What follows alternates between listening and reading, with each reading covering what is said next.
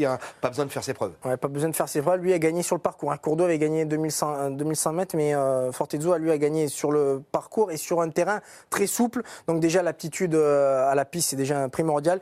Et Fortezzo s'est très bien défendu dernièrement dans un quintet plus de bonne qualité, je trouve. C'est les chevaux que vous allez voir tout au long de l'année dans les 2400 mètres sur la distance classique. Vous avez donc Fantastic Love qui va s'imposer, qui a regagné un quintet plus dernièrement. Vous avez eu Candry qui s'est bien défendu. Alors Fortezzo il est là. Hein. Alors c'est pas des œillères, on lui cache les yeux, il doit avoir un problème de vue ce cheval-là. Donc il a un bonnet avec les yeux cachés. Et vous voyez Fantastic Love est là, Band of Gold, la Kazakh bloquée est ici et Snakestone va finir 5e. Fantastic Love et Band of Gold, vous allez les voir tout au long de l'année je pense. Bon Fantastic Love maintenant c'est fini dans les quintets, mais Band of Gold va gagner son quintet certainement, Snakestone aussi. Voilà, vraiment de bonnes garanties pour Fortezzo. Il affronte un lot qui est moins bon que dernièrement, donc je pense que c'est vraiment une base impérative dans cette épreuve. Ouais, un candidat sérieux certainement, en tout cas aux premières places, et c'est la raison pour laquelle nous avons attribué une étoile dorée à ce numéro 5, Fortezzo.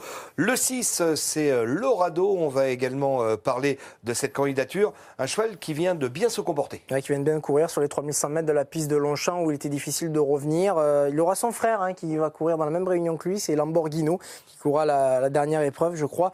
Voilà, Lorado, il était fortement pénalisé. Il a pris 6 kilos pour 2 victoires, une à Nîmes, une à Lyon. Il n'y avait que 14 000 €, donc c'est vrai qu'il est un petit peu chargé.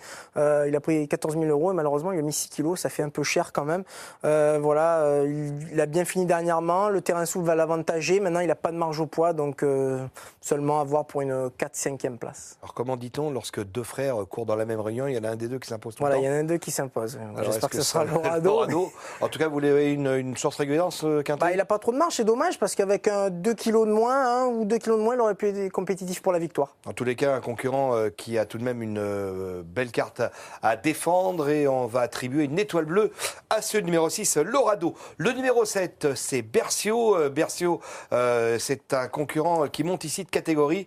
Il vient de s'imposer et il a pris 2,5 kg de surcharge, Cédric. Oui, c'est un cheval qui s'adapte à tout. On l'a vu gagner à Cluny, on l'a vu gagner également à Rochefort-sur-le-Loir. Donc c'est un cheval qui a repris du moral en province. Il vient de s'imposer tout à la fin, donnant un très bon coup de rein sur l'hippodrome de Bordeaux.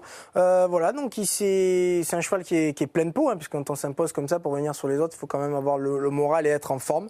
Bon, et il a été pénalisé. Maintenant, il monte un petit peu de catégorie, mais bon, ce quintet-là est assez ouvert pour les places.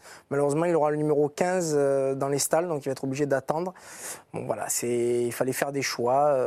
J'ai préféré d'autres concurrents personnellement, mais il n'est pas incapable d'être 5e. Alors justement, vous parliez tout à l'heure, vous disiez qu'avec la piste certainement très souple, voire lourde, on allait peut-être venir tout en dehors. Est-ce que les numéros de stalles en dehors ne vont pas devenir un avantage plutôt qu'un inconvénient?